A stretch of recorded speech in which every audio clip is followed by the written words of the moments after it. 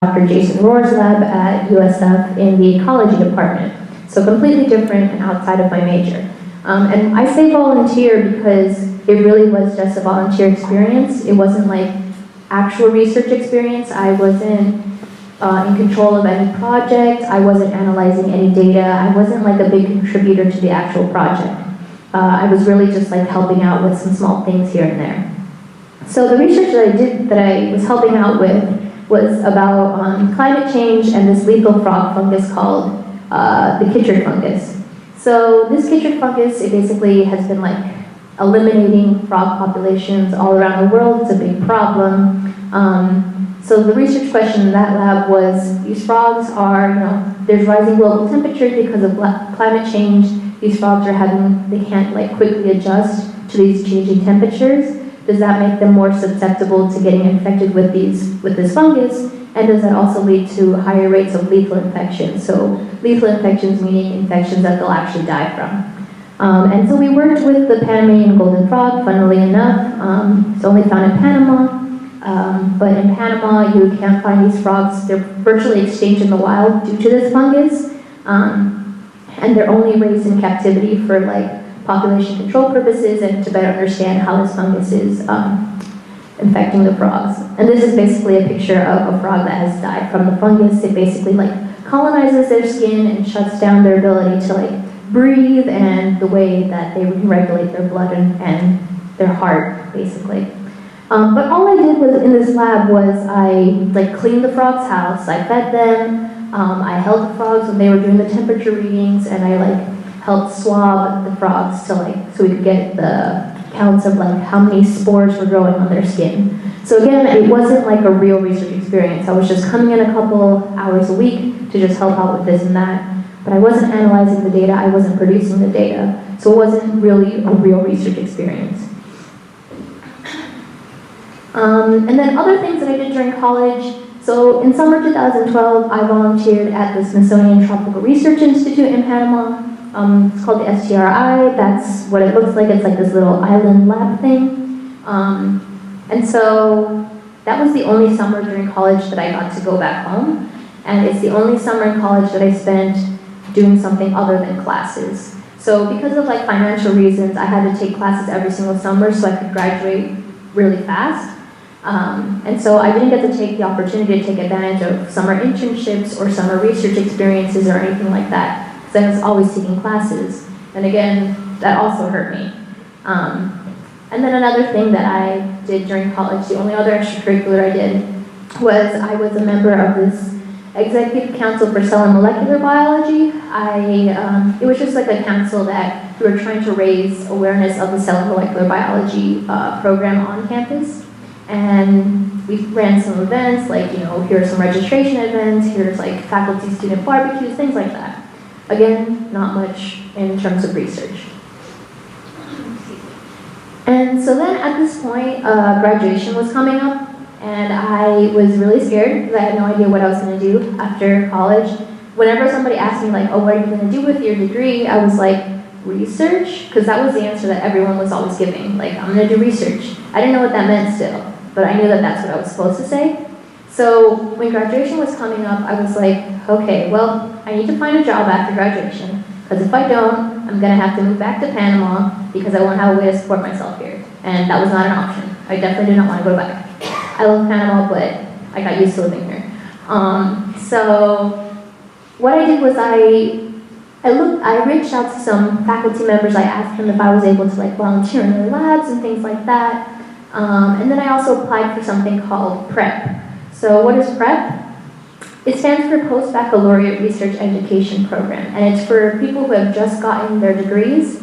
And so what it is it's an NIH-funded program, so the National Institute of Health, and they fund you for an entire year to do full-time research at different PrEP institutions around the United States. So this is all the PrEP institutions that are in the United States. There are 2 in California, one at UC Santa Cruz and one at UC Davis. And so this PrEP program, again, they give you the opportunity to do full-time research for a whole year. It can be extended to 2 years if necessary. They give you lots of professional development workshops. They help you learn how to read papers, they help you learn how to present papers, how to write grants. So they made us apply for this National Science Foundation fellowship. They made us apply for that. They gave us mock interviews. So the whole goal of the program was at the end, you would be, or during it, you would be applying to grad school. So at the end, you would be starting grad school pretty much. And there was also a GRE prep course during that. So yeah, so basically, I applied for a couple of these programs. Wasn't sure which one I was going to get into. I applied for the one at UC Santa Cruz. I couldn't apply to, at the time I was in Florida. At the time I was in Florida, so I couldn't apply to any in Florida because, as you can see, there are none. But I applied to the one at UC Santa Cruz. I would have applied to the one at UC Davis if it was available at the time. When I applied, there was none at UC Davis yet. I applied to one at Houston because I have family in Texas. And then I applied to Tufts University, I don't know why. And so I applied to those, and I got accepted into the one at UC Santa Cruz. I also got accepted to the one at Tufts, but I heard back from them much later after I'd already accepted UC Santa Cruz.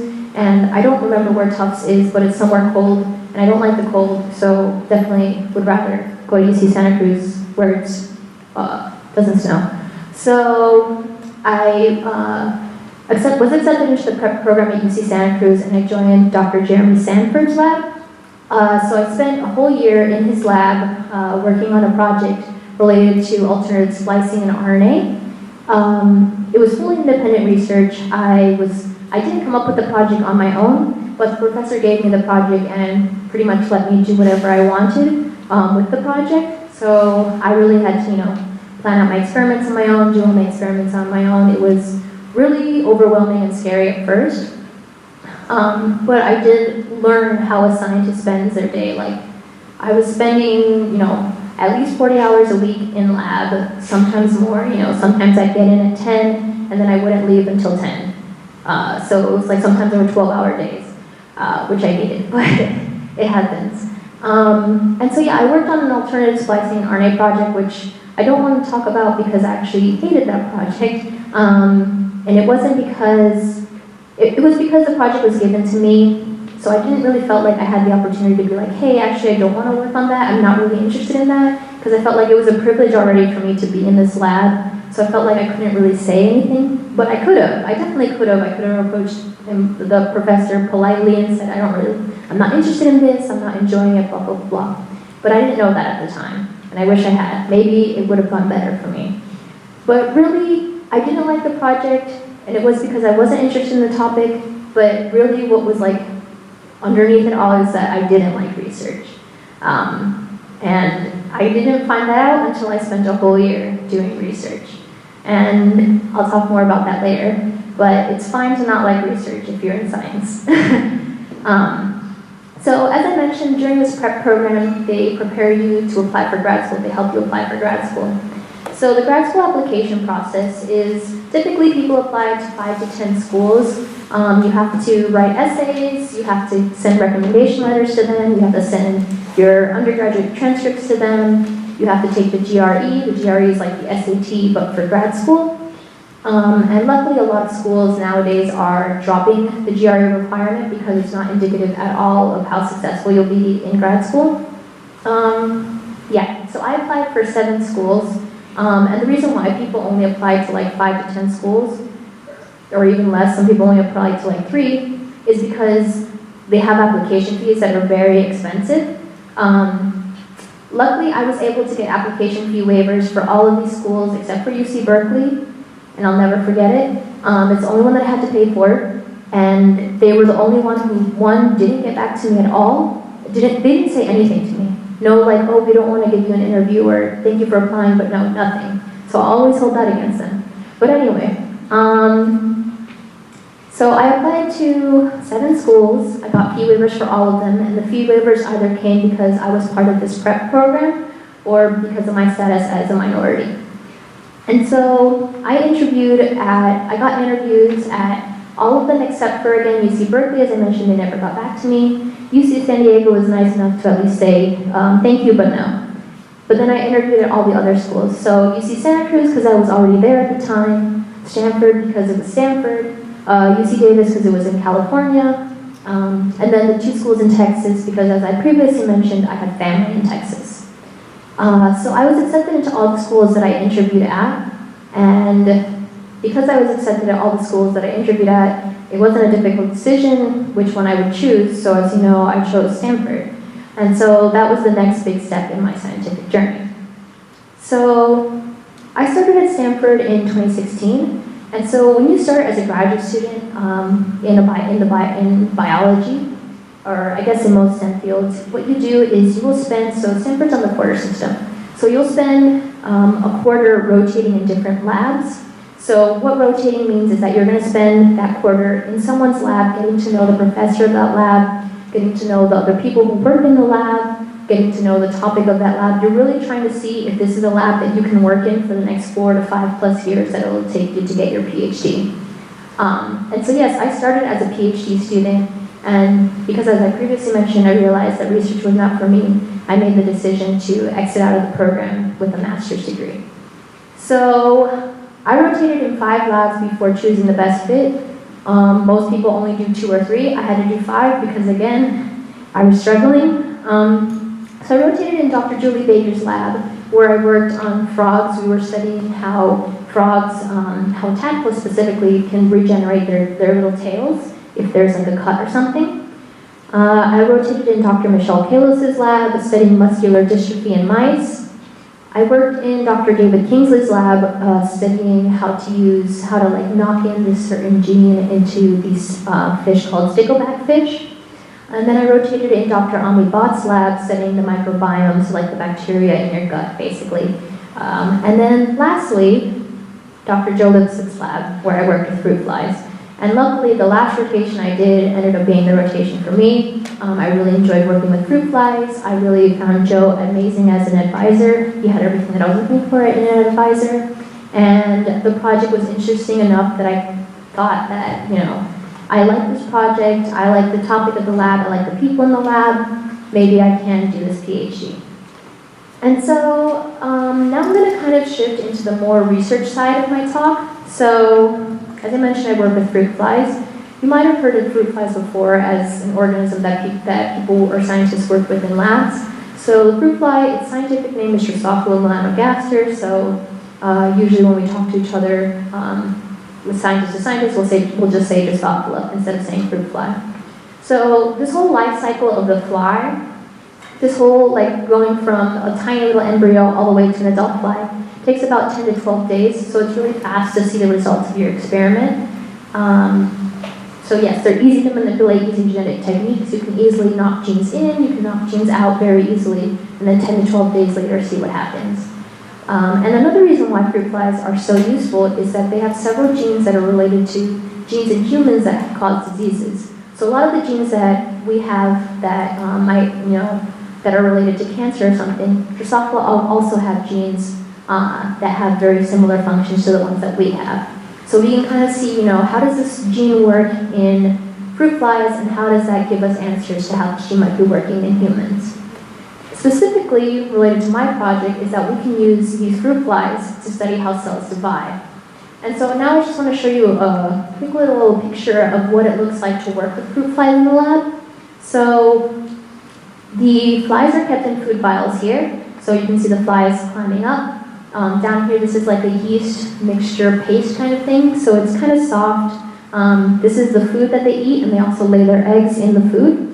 And then, so when I want to actually take the flies out and look at them, what I do is I will tap them out into these CO2 pads. So these CO2 pads, they're basically, they're connected to a CO2 tank. I turn on the CO2 tank, and then I tap out the flies onto the pad, and so the pad's releasing CO2, so the flies are going to fall asleep right away.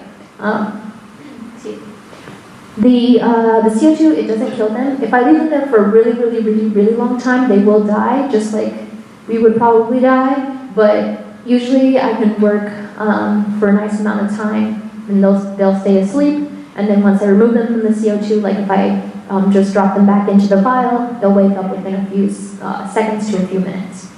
So I dissect these flies under a microscope that looks like this. And when I look at the flies under the microscope, this is what they look like. So this is a female. and this is a male. Yes, the females are larger than the males, and the way that you can kind of easily tell them apart is that the males have like this darker structure here on the edge of their abdomen, whereas the females are kind of like a bit lighter here. Okay, so specifically, what am I doing with these fruit flies? So, our lab, the Lipsick lab, we study this multi-protein complex, so it's a complex made up of several proteins called the Germ MMB complex. And this Germ MMB complex regulates gene expression in the flies. And specifically, it will bind to about 32% of all Drosophila genes.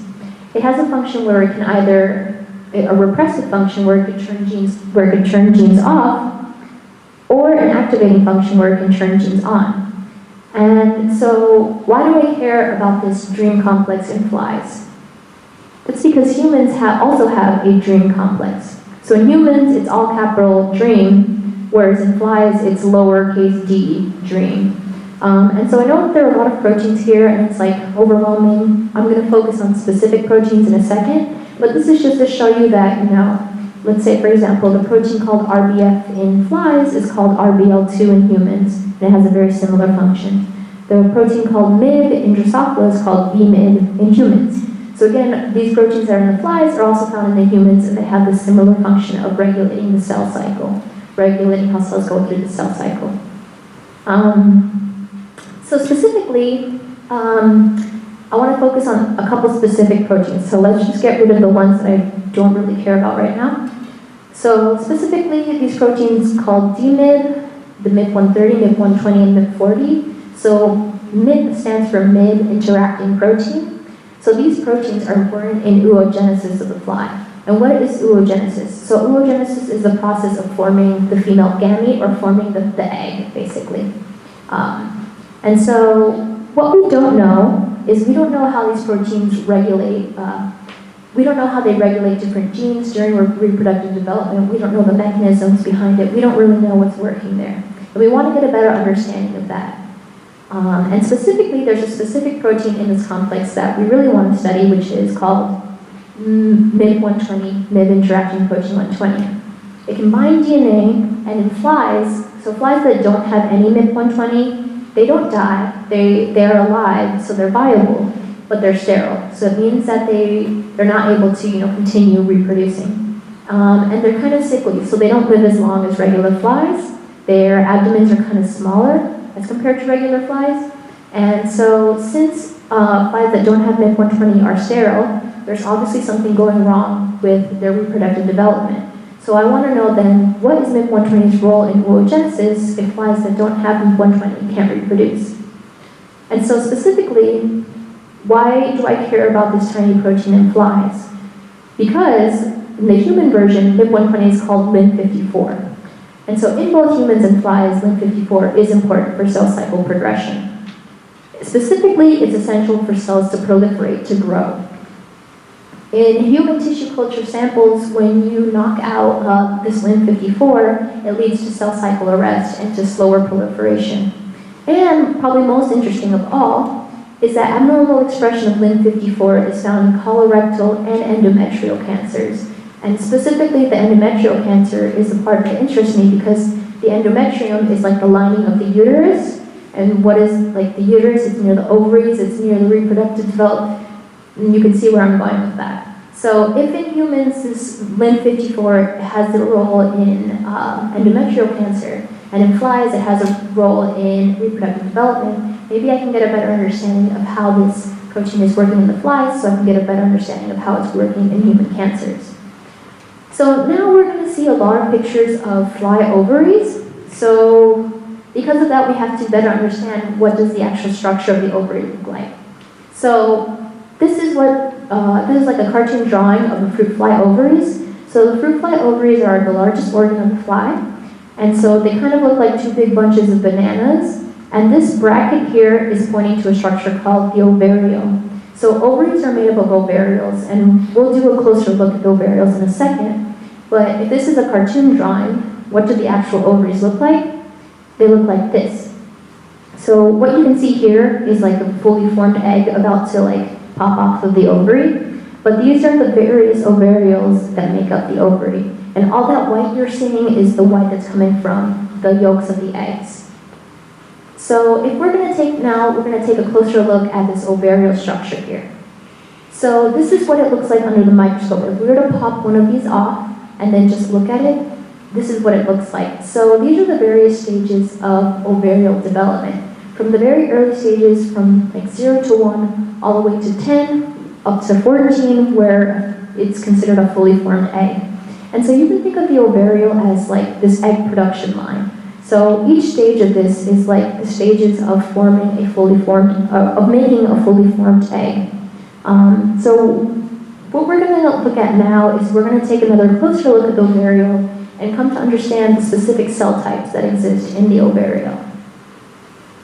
So in the ovariole, if we were to just zoom in on this structure here in the very early stages, this is known as the germarium. The germarium houses these germline stem cells. So these germline stem cells differentiate to become germ cells. So the germ cells of the fly are called nurse cells, and they're found here. So 16 nurse cells are found in each of these little stages. And one of these nurse cells goes on to become the oocyte. So you can see that here. So the oocyte would be like here, here, and here. So the oocyte is what's going to go on to become the embryo of the fly. So in this egg production line, all these cells want to give all their energy into the oocyte because that's what's going to become the embryo. And then another cell type that I want to focus on here is something called the follicle cells. So these follicle cells are somatic. They are not germline cells. They are somatic. And they surround the nurse cells in the oocyte. And so the nurse cells contribute lots of nutrients and proteins and RNA to the developing oocyte, whereas the somatic follicle cells help form the eggshell of the resulting egg. Okay, so this is just another closer look at a later stage. We'll see the follicle cells surrounding here, the oocyte here, and all the nurse cells. So there's one thing that I want you to remember is that the nurse cells are germ cells, and the follicle cells are somatic cells. So just keep that in mind as we go through the talk. And so this is, I want to show you actually how I dissect out the ovaries from the fly. So this isn't a video that I took. This is a video that pretty much does exactly what I do all the time. So it's a person who has 2 tweezers, and he's just looking under a microscope, a dissecting scope, and he's holding the upper part of the fly with one tweezer, and with the other tweezer he's getting ready to literally pull the ovaries out of the fly. So I'll show you a video of what that looks like. One second.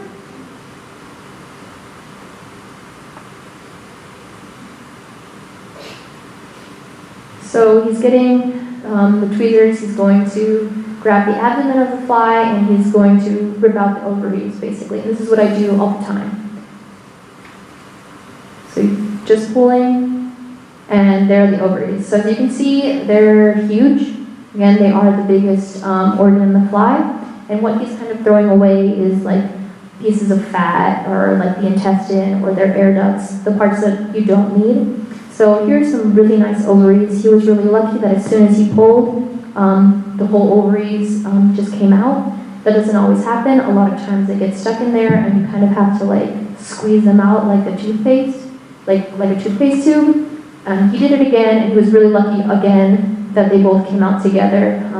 Again, that doesn't always happen. But basically, that's what I do all the time. I dissect out these ovaries so that I can look at and see if the different changes that I did to them, how did it affect the ovaries. Okay, so where's my mouse?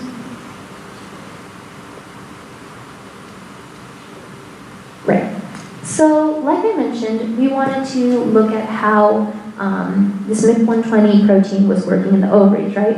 Flies that didn't have MIP-120 were sterile. So, what we want to do is, this is the wild type, so that's basically a normal ovary. So it looks like the picture I showed you earlier, really large, really big, lots of white, because that's the yolk from the eggs. It has all the stages of ovary development. Again, here's a really big, almost egg with yolk in it. So this is a really late stage of development. Whereas flies that don't have MIP120, they look very different. So as you can see, this is like a really clear difference. You don't really need to know much about ovaries at all to see that there's a huge difference between a regular normal ovary and ovaries that don't have, or flies that don't have MIP120. They look really small, shrunken, there's definitely something going on here. And if we look at, in the closer stages, you can see that there is a complete lack of later stage egg chambers. So they kind of arrest at the development stage of stage 8. So kind of basically egg chamber development is being arrested at stage 8 in flies that don't have MIP120. So now I wanted to ask myself then, is MIP120 required in, remember I told you that we have follicle cells and then we have nerve cells in the ovary? So I wanted to ask, is MIP120 required in the follicle cells only, or is it required in the nerve cells only? So if I were to knock down MIP120 only in the nerve cells, but keep it on in the follicle cells, how would that affect ovary development? Or vice versa, if I were to knock it down in the nerve cells only, anyway, you get what I'm trying to say, right? If I knock it down in one, but keep it on in the other, how is that going to affect egg chamber development? How is that going to affect oogenesis? So, I'm able to do that. I'm able to specifically knock down expression of MIP120 in these cell types using the system called UAS GAL4. And so you can kind of think of it as one fly has this GAL4. And so what that is it's a tissue-specific promoter. So you can think of it as this fly is expressing GAL4 in the somatic follicle cells, for example. And it's always going to be producing this GAL4 protein, which normally by itself does not affect the fly at all. And then this other fly will have this UAS promoter here, which by itself doesn't really do anything. But when I cross these two flies together, it will result in a fly that has both the GAL4 and both the UAS. So now that the fly has both GAL4 and UAS, the GAL4 will bind to this UAS promoter, and then it will generate double-stranded RNA, and this double-stranded RNA will do RNA interference. It's going to knock down any other RNA transcripts of gene X. So our gene X in this case would be MIP120. So it's going to knock down the transcription of MIP120 in my tissue type of interest. So my question is, does loss of MIP120 in either the somatic or germline cells lead to similar defects that we see in the MIP120 null mutants? The MIP120 null mutants have no MIP120 anywhere. So that's the difference between the two. And just to make this a little less confusing, so if you've been over this before in your biology classes, you know that for each gene, you get one copy from your mom, one copy from your dad. And these are the same genes, but they might have small changes between them, right? So like the gene for eye color, you might get the gene for, blue eyes from your dad, but then the gene for brown eyes from your mom, and then you end up with brown eyes. So that's a whole genetic thing there. But if we were to apply this concept to the flies, so this is how I do the crosses. So what this is so flies have 4 chromosomes, but their 4th chromosome is a sex chromosome. It's really small, and none of the really important genes that we care about are on there. So what does this notation mean? So this means that this fly on its first chromosome, the plus sign means it has no changes. It's basically normal. It's wild type, there's no changes there. Same on its second chromosome, it's wild type. But then on its 3rd chromosome, it's carrying the GAL4, and it's also carrying a marker called curly. And this curly marker will give it curly wings, but it won't affect it in any other way. These flies are basically normal, but they're producing GAL4 and they have curly wings. Whereas the other fly that I'll cross it to, again, chromosomes 1 and 2 are normal, but then it has the UAS promoter, and it has something called stubby. And so what this is it'll make, these flies, they have these hairs on their back. So basically what it'll do is instead of making the hairs really long, it'll make the hairs look really short and stubby. So why do I have these markers there? These markers are important for me to be able to track my crosses. So I can see that when I do my crosses that I'm actually getting the cross that I want. So this fly, this is what its 3rd chromosome looks like, right? It has one allele that has the GAL4 and the other one that has the curly. The other one has that has the UAS and the other one has stubby. And so when they mate together, all the possible type of progeny that can result is found here. And so I can draw that kind of in a Punnett square that you might have seen before. So the female will give the GAL4 and the curly, whereas the male will give stubby and UAS. And so what I want is a fly that has the UAS and the GAL4 together. I don't want a fly that has other things, right? I just want the UAS GAL4 together. So the way that I can know that I've created a fly that has UAS GAL4 together is that I'll look for flies that aren't curly, they're not stubby, and they're not curly and stubby. So then I know that I have flies that have both UAS and GAL4 because of the absence of these other markers. And so again, my goal is to use the UAS GAL4 system to target MIP120, to knock down MIP120 in my cell types of interest, either in the somatic cells or in the germline cells.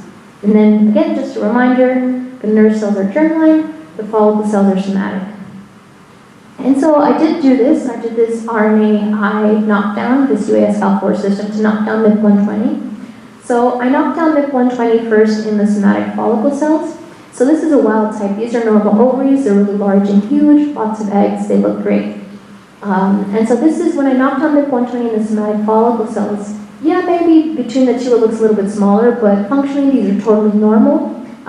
They look like totally normal ovaries, and these flies were also fertile, so they were able to lay eggs. They were just fine. Whereas when I knocked down MIP120 in the germline nerve cells, there's definitely a clear difference here. So when I knocked down MIP120 in the germline nerve cells, they're shrunken, they're much smaller, and as you can see, we don't see a lot of like white that would be coming from the egg yolk, meaning that these flies are not making it to the stage, these ovaries are not making it to the stage where they make eggs. And so if we go back to looking at our first MIP120 null mutant, this is MIP120 neither in the follicle cells or in the nerve cells. I think that these look pretty similar. You know, we also see they're shrunken and they're smaller, and we see a complete lack of late-stage egg chambers. So this told me that when I knock down MIP120 in the nerve cells, it leads to arrested ovary development. And it doesn't matter, when I knock down MIP120 in the somatic follicle cells, it does not affect egg chamber development. So that means that MIP120 is not required in the somatic follicle cells at all to lead to normal egg chamber development. And then I wanted to confirm that my knockdown was working by looking at MIP120 expression in these different cell types. So here we have a wild type fly, and so the green is going to indicate MIP120 expression, whereas the blue is just going to stain DNA. So the arrowhead here the arrow is pointing to the nerve cells, and the chevron is pointing to the follicle cells. So as we can see, the nerve cells and the follicle cells both express MIP120. And here, there are nerve cells, as you can see here, the DNA is showing that there are nerve cells here. These nerve cells do express MIP120, it's just that they're not showing up here as expressing MIP120 because the staining techniques that I used weren't the best at the time. I'm working on making these better, where you can actually see all the MIP120 expression, but know that there is MIP120 expression here as well in the nerve cells. And so I wanted to make sure that when I crossed my flies to knock down MIP120 in the germline cells and the nerve cells, that it was actually working. So this is the knockdown of MIP120 in the germline cells. So it's a little bit hard to see, but as you can see, the chevron is showing clear expression of MIP120 in the somatic follicle cells. But if you look, we don't see any nerve cells expressing MIP120, which indicates to me that I was able to successfully knock down MIP120 in the nerve cells. And then for the other one, where I'm knocking down MIP120 in the follicle cells, so again, you know, the follicle cells surround each egg chamber. Here, you can see a complete lack of follicle cell staining. So that means that I was able to successfully knock down MIP120 in the follicle cells, but keep expression of MIP120 on in the nerve cells, as you can see here. So there's several unanswered questions that still remain. We don't really know what genes are deregulated by loss of MIP120, and we don't know what other roles these other MIP proteins play in oogenesis. So just a quick little thing here about some other work the lab has done. So our lab found that this gene called BGCN, its expression is abnormally high in the MIP120 null mutant, and we don't know why that is.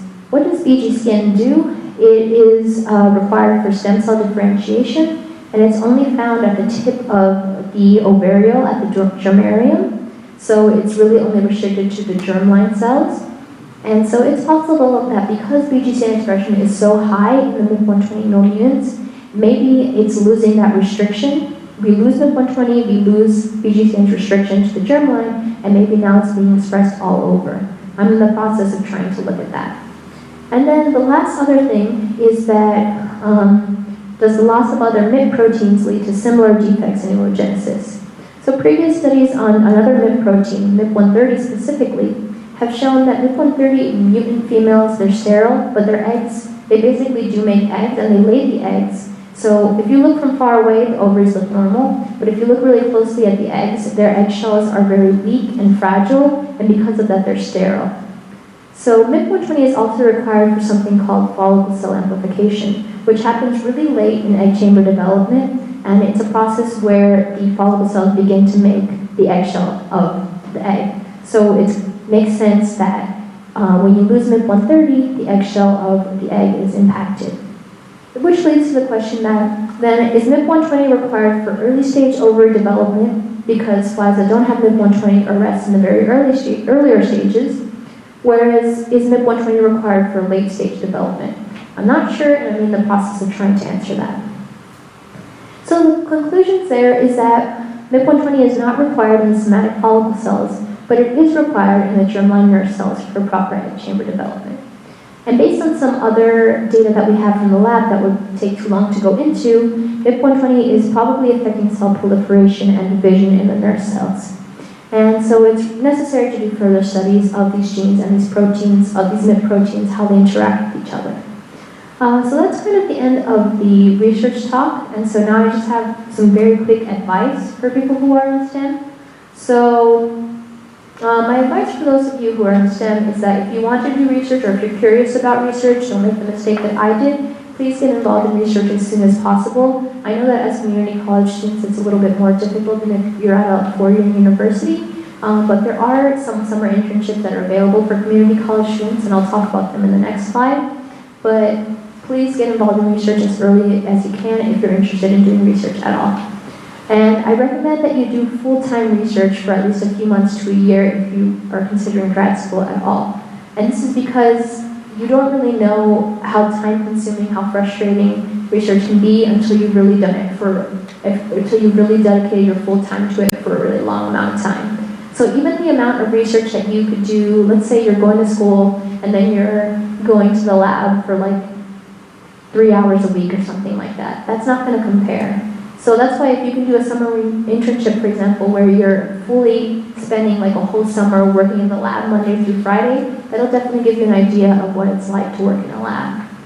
Another thing that I want to emphasize is actually talk to your science faculty. So your professors that are teaching science, they either have master's degrees or they either have PhDs, which means that they did do research, so they know what it's like. So please talk to them, go to their office hours, get to know them. You can, even if they might not be able to really help you out with what type of research you want to do or what you want to do in science, chances are they will know someone who will be able to help you with that. So I think a lot of times, undergraduates are maybe a little intimidated of speaking with science faculty or going to office hours, but I really think it's very important to network with your faculty, and they can really help you out. And as I mentioned, summer internships. So I wasn't able to do a summer internship, so I can't recommend one specifically, but Stanford, for example, has several summer internships that are available for community college students. So for some reason, there are a lot of engineering ones available. So there are all these, and then there are a couple cancer bio-related biomedical pre-med ones. So the Canary Crest program is related, will help you do research in early cancer detection. The Stanford Summer Community College pre-medical program is pretty much a pre-med program where they'll have do like human dissections and things like that, and really give you more of a pre-med experience. And lastly, the Science, Technology, and Reconstruction Series Summer Internship Program is another biomedical related one where you'll get to learn about basically reconstructive surgery. So for more info, you can go to these two websites. If you go to this website specifically, it'll list all of the internships that are at Stanford that are open to community college students. Some of the deadlines have passed, some of them are still open, so please check that out.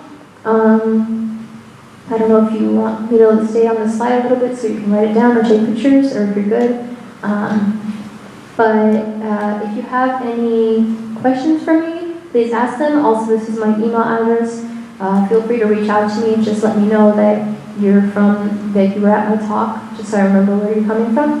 But I'm happy to meet with you in the future, answer any questions that you have, whatever. And yeah, I'll take questions now. Thank you.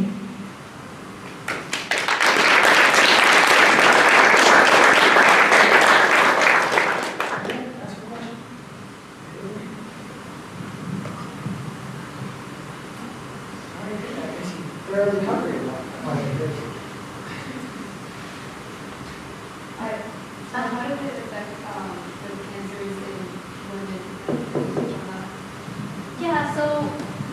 Yeah, so we're not yet at that stage. We just know that in flies, it affects how the cells of, like, the cells that basically make the egg of the fly, it affects their cell division. So they go through a really long process, but when they don't have HIP-120, they kind of stop that process. And so it might be something similar that's happening in the endometrium of women or people who have uteruses.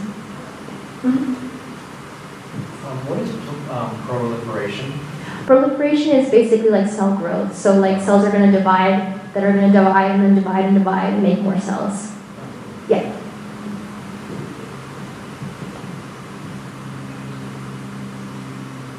Okay, any other questions? It doesn't have to be about my research. But, yeah. Thank you already.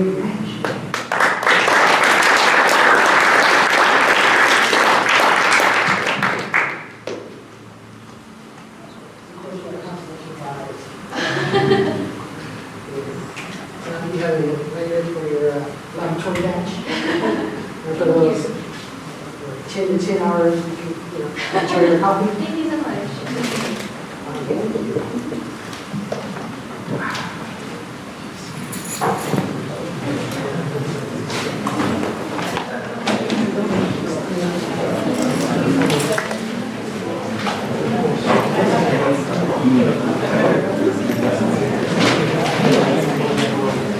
Now, what's your name?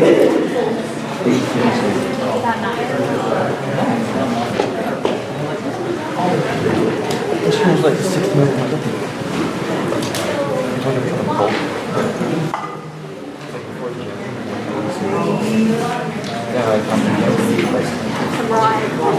Yeah, it's a big.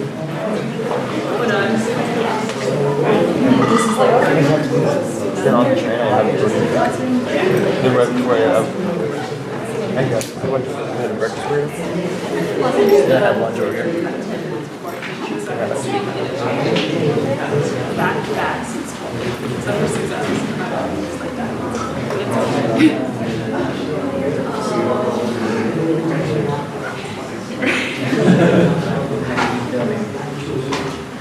good. Like I studied for like 7 hours, so there's only 5 midterms for the whole class, so and a final. 5 midterms and a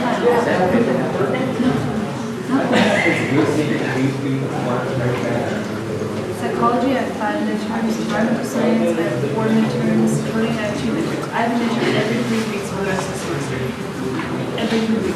But then they alternate, so then I have one like every week. But like, and then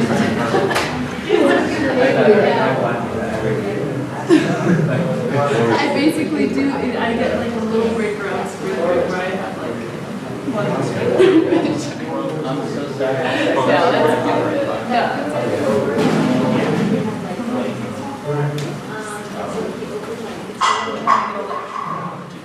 And there are 2 more, I have, I can come to 4 speaker series and get points for each speaker series. No, environmental science. Psychology is different. But environmental science,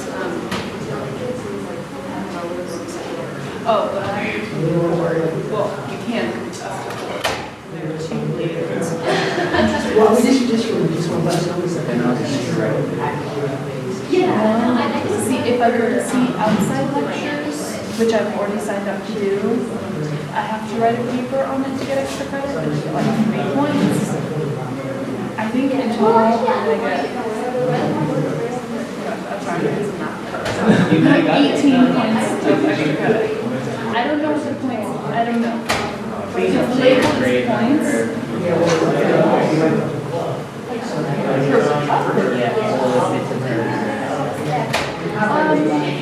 Psychology. Like, so whoever has the highest, and then say, if I'm the first student, the grading group is. Well, I'm on the side. I didn't. I think maybe we did that one. I've never had it.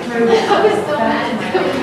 Like, I know that sounds really, like, that's not what I meant, but I meant, like, I get, Don't mind me. I know my psych teacher, I don't know if it counts as curving, high school doesn't, or my high school didn't have curves, so I don't know, my last professors did it, but if everybody